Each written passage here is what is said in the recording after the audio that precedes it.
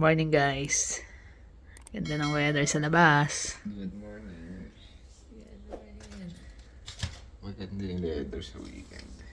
Sarap sana pumunta ng bundok kaya tanghali na kami nagising. Sa aming mini halamanan. Ang bilig kagabi Cute. Daming mga anak. Nagsusulputan. Cute nga, yan pa isa nandun sa kabila. Marami pa kami sa akin sa baba pero baka mabigla pag nilabas namin. Tayin muna namin na talagang maganda na yung weather. Ito yung dragon scale, naka-adjust na siya. Yun yung mga astrophytum na yun. Yun na.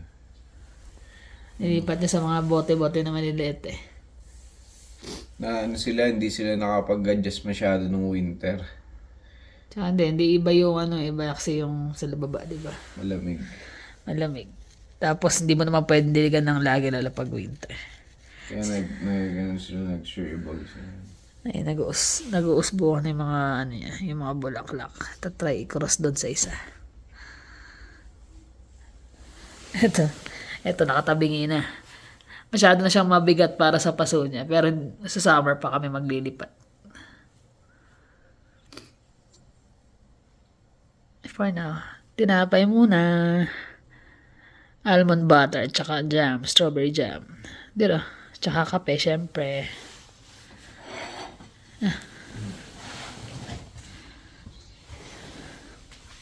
Yan, naabot ko sa kanya, tumalikod Upo pala rito. Sarap ng ulan. Lakad-lakad kaya tayo. Kasar mo ako. Sulot mo. Sarap matulog. Late na rin kasi tayo na Laon na kami natulog. Pass 1 na. Yan. Habang nagre-review kami, naisipan namin na takpan tong yung mga yung sa paligid kasi malapit na magtutubuan na. Dito lumabas na yung mga tulips. Ayun. Meron ng 3 usbong. Hindi ko pa nakita na mulaklak yan kasi every time nakakain ng rabbit. Ito, meron na. So naglalabasan na sila unti-unti. Tatakpan namin yan. Kahit ito. Naubos na yun. Yung pantakip niya. Ayan. Nagtutubuan na sila maliliit. So bago siya ubusin ng rabbit. Kasi may mga tao yung rabbit ibig sabihin pupunta talaga sila dyan. Pupunta talaga. Dami Ito rin Ang nag-uunang tumubo yung mga nasa gilid-gilid ng bato Sa pagitan. Sa mga pagitan ayun. Mga ground cover kasi yan. Yun nandito, ewan ko lang kung tumutubo. Ito rin yung pula-pula, tumutubo na. Yun yung parang rose ang itsura na damo. So tara, doon tayo doon. Mas malapit dito Dalarama Sarap ng ito yung weather na paborito ko. Spring. Hindi malamig, hindi mainit. Morning. Abas. Ito yung mga townhouse sa harap namin. Wala pa rin yan hanggang ngayon. Wala pang nakakabili. Parang bilang bali silang buo So, yung binabike ko na yung binabike niya paakyat. parang bundok. Kinukuha ng tambakan yan Pero gagawin daw yan yung ang tawag mo dyan yung Yung ba yung fire department?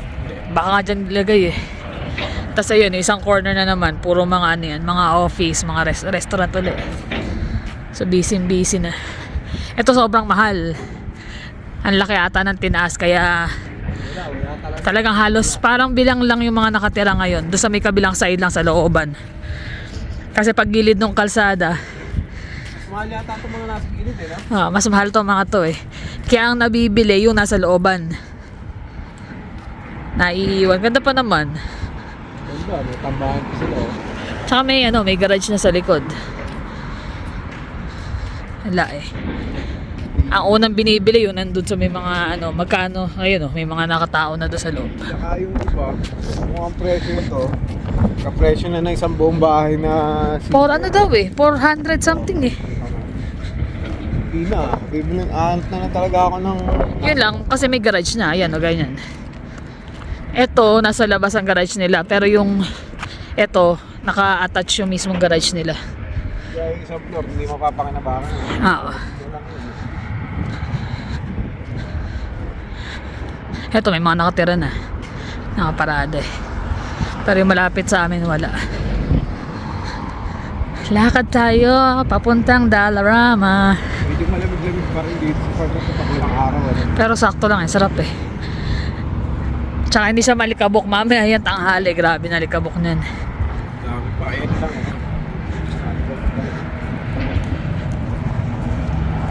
Dami, sobrang bilis dumami ng tao ngayon. Kahit yung side na yun tatayon din ng mga bahay yun. Yan. Mga katsinelas lang kami. Oh. Shoppers Drug Mart. Ha? Shopper. Ngayon namin. Yung early learning. Mahal din siguro ang tuition dyan or ano? Depende. Parang dami pa rin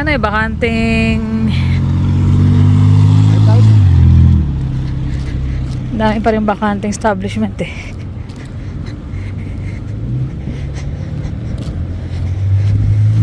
Popeyes. Ayun, yung Firehouse Sub. Bago yun. Firehouse Subs.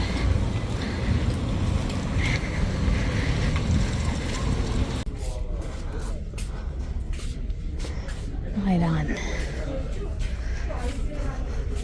30 base to. Ang lagay niya talaga yun Saan mo gagamitin? Isa ko. Kahit din yung mga gamit nila rito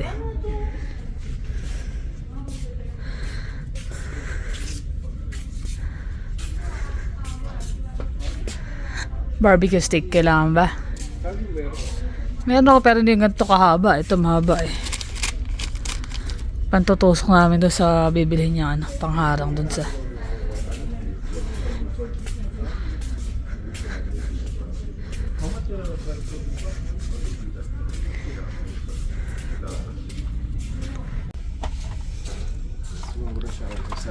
mga toys dito sa Dollarama. Dami rin Isang diretso yun. Lalo kung may mga maliliit kayong anak, mas mura pa. Minions.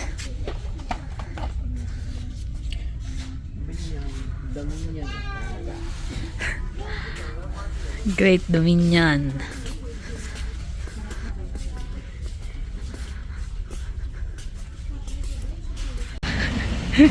Kung ano-ano na mga napapamili. Yung pada. Chicheria, basurahan, yung pang-cover. Ayan pala. Saan tayo? Kaliwa kanan. In 100 meters. Tayo sa may araw, malamig. Dito masarap maglakad You are what you wear. Totoo ba, Endir? Mga gusto na ito. Pilipinas. Kumpare ka yan kay Jay. Since ano pa yan? Since college days. Tsaka maganda yan kasi yung mga dati namin jacket na kailan pa yun? Nasa small town pa tayo, no? Oo. Na pinapadala niya sa akin. Doon galing. Hanggang ngayon, mga buo pa. Ano kasi Gildan yung brand. Yung pinaka-hoodie. Pero ngayon ewan ko kung Gildan to, hindi na yata. Pero maganda Kailang laban na rin ba yan? Kapal. Yan yung terno kami. Pag gusto nyo umorder, message nyo lang ako. Papasa ko sa inyo yung Contact mura lang information. naman yun Oo, mura. Ha? Sisi nga kami, hindi pa namin nadagdagan Kaya lang kasi take time ulit bago Oo, kasi made to order siya Yung design. Wala na nung namin Ilang days na lang, paalis na. Kaya sayang. Pero pwede pa naman umorder tapos pa-package sila. Kulang yung binili namin, ang iksi. Ay, iyak na yung mga bata. Naglalaro. Oo, naglalaro ng Basketball? Football? sinipa na kasi. Nalakas ng sipa eh. Kulang, ito lang ang nabili. Eh paano yung tulip there? Yung tulip yung may usbong na eh. Protection din yan, sobrang init. Tsaka hindi pa naman mataas na gusto ko eh. Ano lang yan, para lang umusbong muna sila. Kasi pag ito pag nauna to, yung mga damo hindi pa, kakainin ng rabbit talaga yan. Kakainin talaga. Tsaka iba yung flavor niya siyempre. Gusto nila yung bagong ano, yung bagong sprout.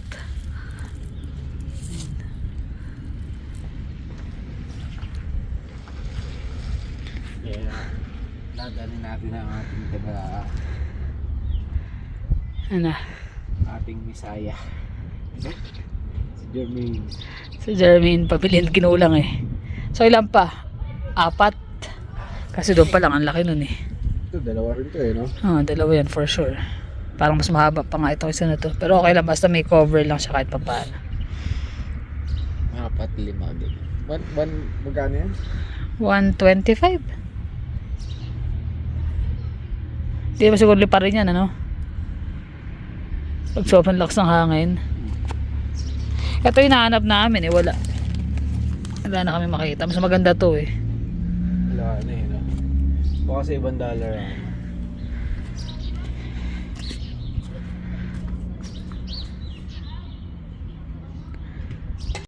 Yan. Ice coffee tayo guys. Kasi kada magbabasa kami ng reviewer, nakakatulog kami. Nakakatok dito kasi kami eh. Medyo maaraw. Tapos nagbukas ako ng electric fan. So ang presko. Kaya kape muna. Ice coffee. Ayun na, nakabili na sila ng ano. Hinarangan na rin. Sarap na ng weather na, Jonas. Nakaka-short na.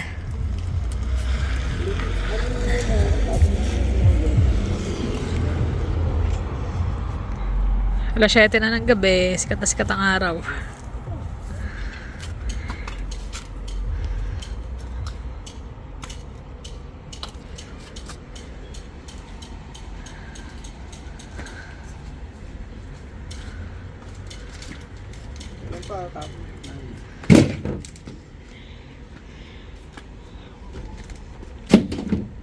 Protektado na ang mga halaman. Naunahan na yung mga rabbit. Naunahan may mga ano na nga diba? May mga nakain na nila yung mga luma. Yan. Aming hapunan tonight. Menudo. Lapit na maluto yan. Nice, si Jermaine, no? Kakain na kami ng hapunan. Dessert naman. Mais con yelo. Sakto pa yung bowl namin. Yellow din. Kangina pa nila inaabangan yan, merienda. Naging dessert sa hapunan. Hi guys, ayan. Happy Sunday. Wala si Kai pumasok. Kami ito, tambay lang. May nag-deliver kami kanina ng yung mga paperworks doon sa Purba Tax. Dahil yung iba kasi na-dehydrate during winter, kaya binabad muna namin sila sa tubig. Pero mukhang makakaligtas naman. Tapos yung iba bloom na. Yung mga ibang flower. So, yung isa naming cactus, ito yung mga sample ng mga anak nun eh. Bali, inano namin, pinitas ko yung prutas niya. Kasi ang tagal na rin nun, halos ilang months na rin. Tapos bumili ako nitong pinong-pinong strainer para do sa mga seeds. Parang dragon fruit yung dating nung niya nung prutas niya. So titingnan natin kung makakapag-produce tayo ng mga baby plants dyan, baby cactus. Yan. Yan na Ayan siya. na, nakabalik na. From work. Unang araw, pagod ka agad. St. Patrick Day. St. Patrick Day sa trabaho. Kaso, Mahirap iihaw kasi ang init. Napakainit yung ulo ko dun sa parang kumikot pag sobrang init. puro inihaw ba yung ginawa niya doon? Sa dami ng inihaw ko na ganun. Sarap Lamb nung chop. uwi niya, may uwi siyang lamb chop na ano eh. Na inihaw, pinatikim sa akin. Natigyan mo sa kanya. Kaya lang, parang maano yung ano. Na piraso Masebo lang. siya. Naramdam niya kagad yan Lalo ngayon, taga-bihira naman kumakain ng mga red meat na, Masebo. diba? Yan. Kaya, ayun. Kaya pagdating talagang sabi ko, pagod. Pahinga muna. Kaya lang yung merong hindi umabot na Ah, sa St. Patrick Day, yung isa niyong residente. ayun. Nawala na naman, nabawasan na naman ang aming residente. Yun yung yun yung mahirap din sa kanila, lalo na pag nagiging close ka doon sa mga tao doon. Saka usually unang dating, Lalo yung yung unang tatanda. gano'n na, yung alam mo nandun na, nakasanayan mo na laging kumakain. Tapos biglang wala. Tapos yun palang balita, palang umaga, palang balita na. Mabigat sa kalooban din yung kahit hindi mo personal na, hindi mo talagang totally kilala yung tao. Kaya lang, syempre, Ilang years na rin siya. ilang years mo nakikita or nakakasama. Tapos lagi pandaan ng Kaya, matanda na yun doon sa may kusina malapit sa amin. So makikita mo siya pag dadaan siya everyday.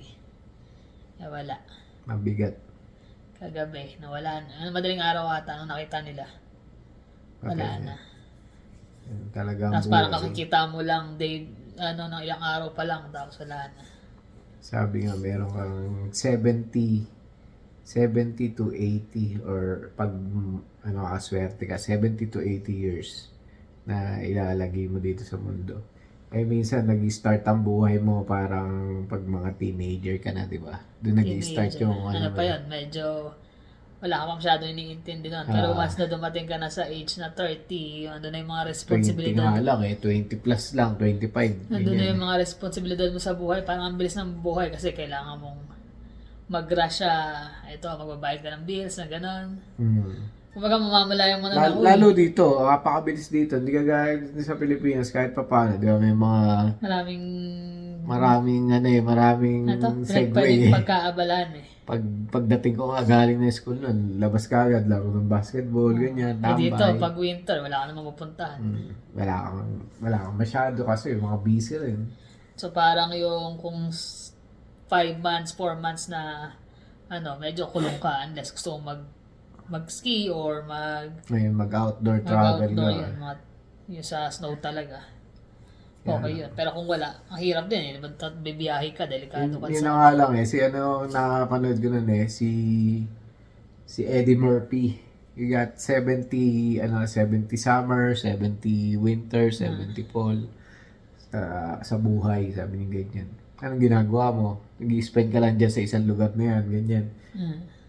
Sabi niya pag parang enjoy mo yung buhay kasi nga maiksi lang talaga. Kailangan Kaso ma-fulfill. minsan kinakain kasi tayo na ng eh. Yung mga gusto mga mo responsibilidad din natin sa buhay eh. Kaya parang, gusto kong gawin to pero meron akong kailangan unahin. Hindi kasi ang Pilipino ganun yung parang mailig tayong tumulong sa pamilya natin, sa natin. Hindi kagaya ng mga ibang lahi. Hindi mawawala ka sa atin yun yung tulong sa pamilya mo. Yung ibang lahi, kagaya nila si James, yung kasama ko, ilang years na silang hindi nagkikita ng nanay niya, tsaka yung tatay niya, kakikita lang niya, 5 years. Samantalang pareho silang nasa Canada. Oo. Ang pa nun nasa kabilang ibang province lang yun New Brunswick gaya natin siya mga Pilipino na ang mahal ng ticket para lang makita mo yung pamilya mo. Sabi niya nga, mahal daw ng ticket. Magkano? 700. 700, sabi ko. Magkano yung ticket namin? Pero kung nandito ang magulang mo, di ba? Bakit di mo madalaw? Sa Oo, halagang 700, sulitin mo na, di ba? So, sa ating mga Pilipino kasi masyado tayong focus sa mga goal natin sa buhay. Kaya nga minsan kailangan medyo slow down ng konti. Slow down. Kailangan enjoyin. Kaya yan, parating ng summer, yun, once in a while, Kaso makapag-start na ng... medyo limited siya yung hindi na siya hindi ka na makakasakay sa Kayak. kayak, baka Pwede yung pa rin leg mo or yung ulo Hindi na mo. tayo gaya ng dati ng tagal natin nagkakayak. Tapos magbabike, kailangan suot mo lagi yung helmet mo. Grabe bro. Ano yun, nasempla? Kailangan nga lagi mo suot, puro protection yun eh. Magagawa ko pa rin naman yun. Nakakapagtrabaho nga ako kahit nahihirapan, kaya pa rin. Kaya yun, hanggat kaya, di ba? Sabi nga, maiksi lang ang buhay. Enjoyin, sulitin. Hindi mo pwedeng gawing dahilan na may nararamdaman ka. Eh minsan, kailangan mo rin mag-ingat, di ba? Pero kung kayak, for sure, alam mo naman gusto natin ginagawa yun. Sa magkayak. Kahit yung sandali, hindi mo naman mga kailangan dating naman. nanonood sa amin dyan, try namin uli magkayak. Last year, di kami nakapagkayak kasi nga, Umuwi eh. umuwi kami. So, Pero this ayan, year, sulitin kayak, natin. tsaka yun, yung camping. Yun lang, ang problema kasi namin, isang araw lang kami nagkakasabay ng day off. Saturday. Pero okay na rin. Parang tipong sambong maghapon, spend na lang dun. Yun lang naman. Kami chill lang kami today. Chill. Pumasok ka eh. Ako yung nag-chill bukas, pasok na ulit. Ayun na nga, Tapos pasok na ano? bukas. Bukas na kami mag-e-exam. Kahapon kasi maghapon kaming Nag-review. nag-review. So, yung day off ko parang, ayan, which is ang ganda ng lakad namin, pupuntang Dalarama kasi presko. Para kami lasing na hindi mo alam. Maya-maya Review nakakapag. kami. Hikaban kapag nakailang chapter pa lang. Pahinga muna. Ito muna. Pero okay na, kumbaga okay na kami doon sa reviewer. Medyo ano na May siguro. laban-laban na. Kung bibigyan pa ng mga 2 weeks yun, baka...